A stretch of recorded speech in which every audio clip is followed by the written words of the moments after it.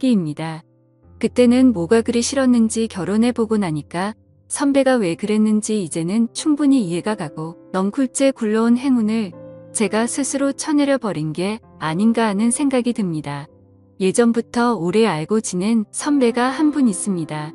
그때는 제가 총각 때였고 선배는 결혼을 했고요. 저도 직장이 생기면서 자주 찾아보지 못했는데 직장 생기기 전에는 이 선배뿐만 아니라 형수님하고 같이 해서 자주 만나 시간을 보냈습니다. 그런데 오랜만에 선배가 먼저 저한테 오랜만에 술 한잔하자며 연락을 해왔습니다. 오랜만에 만나는 선배라 그런지 조금 기대도 되더라고요. 동종업계에서 일하는 사람이라 이 일 관련해서 경험적으로 배울 만한 것들이 있었고 그때쯤 저도 직장에서 자리를 잡고 있느라 물어볼 게 좀 있었습니다. 약속 장소에 도착하니 선배는 형수님하고 같이 자리에 있더군요. 형수님하고도 잘 아는 사이다 보니 불편할 게 없었습니다. 저랑 선배가 하는 일이 서버 쪽을 관리하는 일입니다. 유지보수가 중요한 일이기 때문에 가끔씩 일이 생기면 회사에 불려 나가야 할 때가 있었어요. 그런데 마침 선배 회사에서 시스템이 먹통이 되었다며 선배한테 연락이 온 겁니다. 선배가 전화로 이렇게 하라 저렇게 해봐라 지시를 하는데도 전화상으로는 해결될 기미가 보이지 않더라고요. 저도 그쪽 일을 하다 보니 어떤 상황인지 이해가 가고 선배가 전화로 지시하는 것만 봐도 공부가 되었습니다. 그런데 도무지 유선상으로는 해결이 안 되는 일인지 선배가 잠깐 회사 좀 빨리 다녀올 테니 둘이서 마시고 있으라고 하고 자리를 비웠습니다.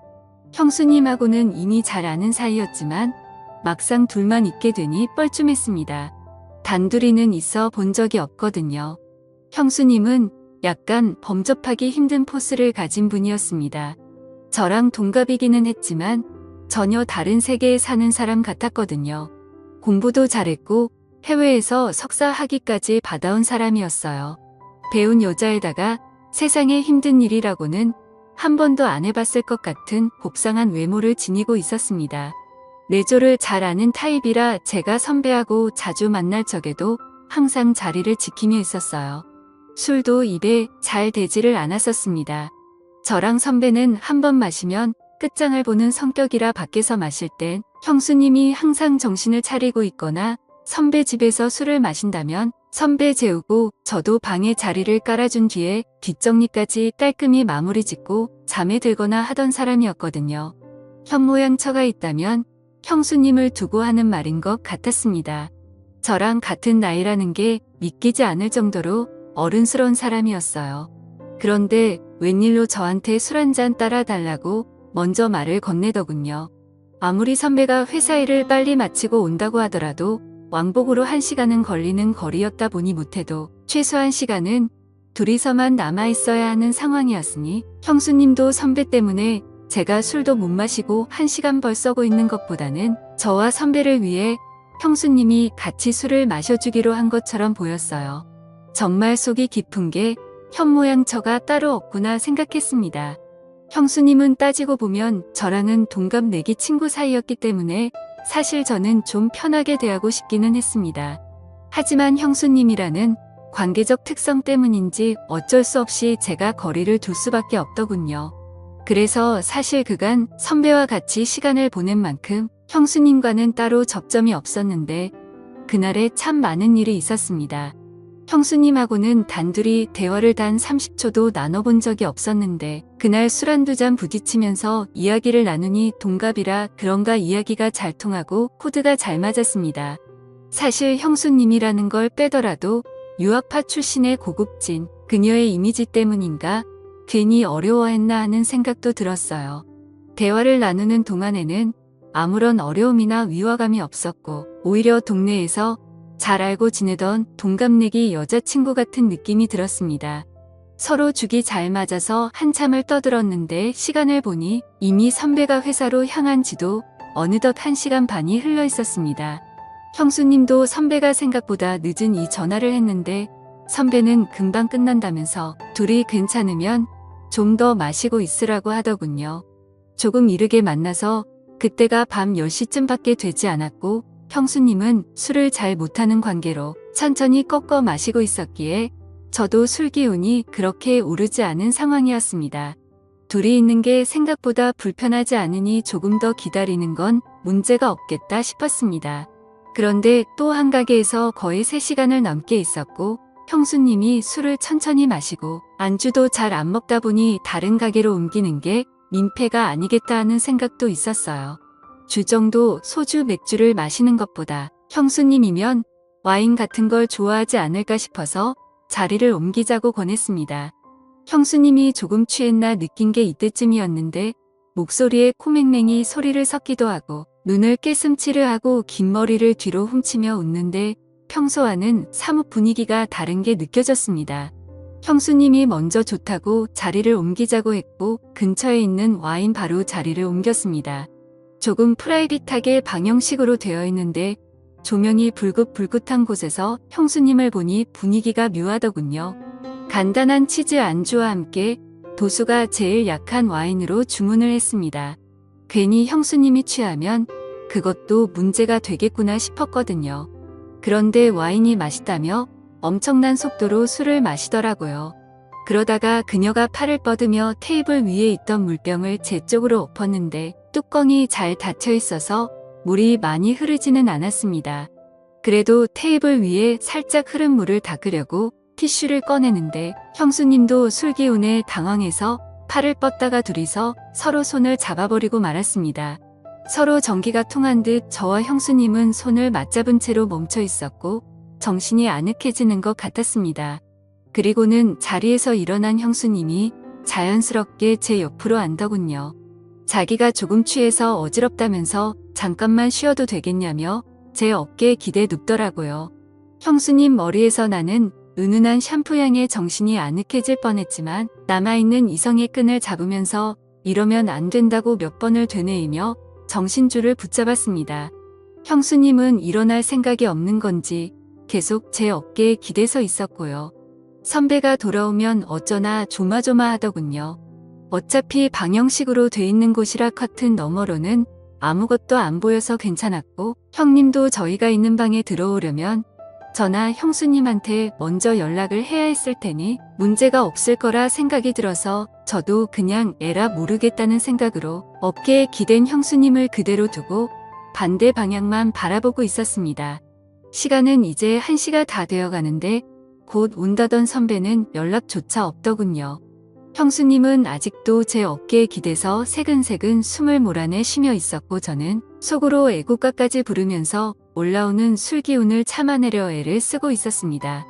보통은 이렇게 막무가내로 주정을 부리는 사람이면 꼴 보기가 싫을 텐데 그동안 동갑내기이긴 하지만 살짝 존경심이 들 정도로 제가 팔을 뻗어도 닿지도 않을 위치에 있는 것만 같던 우상 같은 여자가 이러고 있으니 오히려 형수님도 보통 여자랑 다르게 없구나 하는 생각이 들었습니다. 2시면 가게 문을 닫는다는 직원의 말을 듣고 1시간 더 버텨봤자 안 좋은 생각만 들겠다 싶어서 선배한테는 그냥 일 보시면 집으로 들어가시라 말하고 형수님을 부축해서 집에 데려다 줄 생각으로 밖으로 나왔습니다. 찬 공기를 쐬니 형수님도 정신이 들었는지 잠에서 깬 듯 저를 따라 걸었어요. 택시를 붙잡아 형수님이 타는 것까지 봤는데 형수님이 혼자서 무서워서 못 들어가겠다면서 저보고 집까지 바래다 달라고 하더라고요. 여태 흐트러진 모습 한 번 보인 적 없던 형수님이 제 앞에서 코맹맹이 애교 섞인 목소리로 땡깡을 부리니 저도 남자라 그런가 그 상황에서 형수님을 두고 떠날 수가 없었습니다. 뒷좌석에 나란히 앉아서 가는데 중간에 일부러 자리를 비우고 앉아 있었는데 형수님이 머리가 아파서 옆으로 제 다리를 베고 눕더라고요. 왜 이렇게 빈틈을 보이는 건가 싶었는데 혹시 일부러 일어나 형수님이 나한테 관심이 있는 건가 이런 생각까지 들었습니다. 저도 일단 남자였으니 말입니다. 선배 집 근처에 도착해서 택시에서 내렸습니다. 기사님한테 잠시만 기다려달라 말하고 형수님을 아파트 현관까지 바래다 줬어요. 그런데 형수님이 갑자기 술이 좀 깨고 싶다면서 저보고 잠깐 아파트 단지라도 한 바퀴 돌면 어떻겠냐고 하더라고요. 형수님이 제대로 걷지도 못하는데 어딜 가시냐고 실랑이를 하고 있는데 저를 기다리던 택시가 시간이 끌리니 짜증이 났는지 경적 몇 번 울리더니 가버렸습니다. 그래서 그냥 형수님을 저대로 뒀다간 동네 사람들 다 깰 때까지 땡깡을 부릴 것 같아서 형수님을 이끌고 엘리베이터에 타버렸습니다. 집에 도착하니 형수님이 여기까지 왔는데 방까지 좀 바래다 달라면서 어필을 하더군요. 안방까지 끌고 가니 자기가 지금 너무 어지럽다면서 외투를 벗는 것 좀 도와달라는 겁니다. 형수님 술이 너무 취하신 것 같은데요. 하고 제가 한 걸음 뒤로 물러서 저는 이만 가보겠다고 하고 제 갈 길을 가려고 하는데 침대에 눕혀놓은 형수님이 어느새 저한테 다가와 제 뒤를 끌어안았습니다. 선배한테 집으로 오라고 연락까지 해놓은 상태인데 선배는 분명히 집으로 돌아올 테고 그 상황이 두렵고 불편하기만 했습니다. 하지만 이 상황은 피해가지는 못할 것 같고 형수님 또한 내 생각에는 제정신이 아닌 것 같은 상황이고 대충 장단만 맞춰주다가 잠에 들면 이 자리를 재빨리 빠져나와야겠다는 생각을 했습니다. 자꾸만 불을 켜고 오라고 하는 걸 눈뜨고 볼 수가 없어서 불 꺼진 상태로 형수님을 도와줬습니다. 어두컴컴한 방 안에서 달빛 같은 옅은 조명 때문에 오히려 불이 환한 것보다 더하다는 느낌이 들었습니다. 그때는 정말 저도 더는 참을 수가 없겠더라고요. 그래서 형수님을 확 밀치고 저는 가보겠다고 하고 후다닥 도망 나왔습니다. 그 고상하고 조용했던 내가 알던 형수님이 맞나 싶더군요. 엘리베이터가 꼭대기층에 가 있어서 한참을 기다렸는데 혹시나 형수님이 따라 나오지는 않을까 콩닥콩닥 심장이 뛰더라고요. 평소에 형수님을 현모양 저의 표본이다. 나도 결혼하면 저런 사람과 결혼을 하고 싶다 하는 생각도 갖고 있을 정도로 흠모하던 사람이었으니 한편으로는 이대로 끝내지도 않고 가버리는 게 아쉽다는 생각도 들었습니다. 하지만 선배를 하루 이틀 보고 말 사람이 아닌데 어떻게 그러냐 싶어서 엘리베이터를 기다리면서도 자꾸 고개가 뒤로 돌아가더군요. 아파트를 나서면서도 혹시나 선배가 돌아오지는 않았을까 두리번대면서 나왔습니다. 잘못한 것도 없는데 괜히 잘못을 한 건가 죄를 지은 느낌마저 들었지요. 한참을 두리번대고 있는데 뒤에서 누가 저를 불러 세우더라고요. 너 뭐하냐 하면서 저를 부르는 선배였습니다. 심장이 멈춰버리는 줄 알았지요. 연락도 없길래 오늘 회사에서 밤을 새고 오는 줄로만 알았는데 말입니다. 제가 괜히 눈치가 보여서 시간을 지체하기는 했지만 두리번거리면서 선배의 차가 있나 확인하는 동안 아파트로 들어오는 차는 한 대도 없었거든요.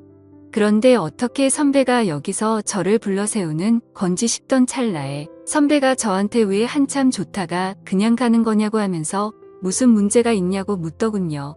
그때까지만 해도 선배가 무슨 말을 하는지 몰랐습니다. 올라가서 이야기를 하자고 하기에 선배를 따라 다시 집으로 들어갔는데 술에 취해서 비틀비틀 거리던 형수님도 다 연기였던 게 다시 제가 알던 고상하고 말수적은 다가가기 힘든 형수님의 모습으로 있더군요. 저는 그때까지만 해도 무슨 상황인지 몰라서 선배가 돌아와서 아무 일도 없는 척 연기를 하고 있는 거라고 생각했습니다. 하지만 선배는 저한테 충격적인 이야기를 꺼내더군요. 너는 아직 결혼을 안 해봐서 모를 거라고 말하면서요. 사람이 매일 똑같은 밥만 먹으면 질리지 않겠느냐면서 가끔은 양식도 먹고 중식도 먹고 하는 게 그 이유인 건 알고 있지 않느냐고 설명을 하더니 결혼한 사람들도 똑같다는 겁니다. 가끔씩이지만 이런 상황도 필요하다고요. 형수님이 저를 그동안 동갑내기이기도 하고 특별하게 봐온 게 있어서 말한 건데 제가 이렇게 정직한 사람인 줄은 몰랐다는 겁니다. 그때까지만 해도 저는 선배가 무슨 말을 하는지 이해를 못하고 있었는데 단도직입적으로 설명하자면 선배와 형수님은 결혼한 지도 오래되었고 하니 평범한 일상들이 흥미가 떨어진 상황이었다고 합니다. 그렇다고 아무나 집으로 부르자니 왠지 보안 문제도 있고 어떤 사람이 올지도 모르는데 그렇게까지는 하고 싶지가 않았다네요. 그러던 와중에 형수님이 저를 먼저 지목을 했고 선배도 제가 한참 때 네 이걸 이래저래 설명하는 것보다 아무것도 모르는 상황에 제가 정말 아까 전의 상황에서 자연스럽게 넘어가는 게 더 재미있겠다는 생각이 들었다는 겁니다. 이미 두 사람은 이렇게 될 걸 계획을 하고 있던 거고 회사 일이며 전부 다 거짓부렁이었던 겁니다. 전공법으로는 안 될 것 같으니 차라리 상황을 이야기해주고 아까 하던 걸 마저 하라는 겁니다. 제가 어이가 없어서 이건 해도 너무한 거 아니냐며 자리를 박차고 일어섰지요. 그러니 선배는 내 와이프 자존심에 상처를 준 거다 어쩐다 하면서 화를 내기 시작했어요. 저도 언젠가는 이런 날이 오게 될 거고 그때가 돼서 연락하기만 해보라고 후회하지 말라고 하는 겁니다. 두 사람이 짜고 이미 저를 가지고 장난을 쳤기에 기분이 엄청 나빴습니다. 두 사람 심심풀이 땅콩이나 마찬가지였던 거죠. 오래 알아왔고 신세를 많이 줬던 선배와의 인연은 거기서 끝났습니다. 그렇게 5년이나 지나게 되었고 그 사이에 저는 결혼도 하고 한 아이 아버지가 되었습니다. 그리고 요즘은 선배가 그리고 형수님이 왜 그렇게 한 건지 충분히 이해가 갑니다. 그때는 제가 정말 그 어떤 유혹에도 넘어가지 않는 자랑스러운 사람이라고 생각했는데 선배와 똑같은 처지에 놓이고 나니 저도 모르게 일탈을 꿈꾸게 되더군요. 이제는 이해가 됩니다. 그리고 그때 아무 행동도 하지 못했던 제가 다 부끄럽고 바보 같다는 생각이 드네요. 오늘의 사연은 여기까지입니다. 긴 사연 끝까지 들어주셔서 감사합니다.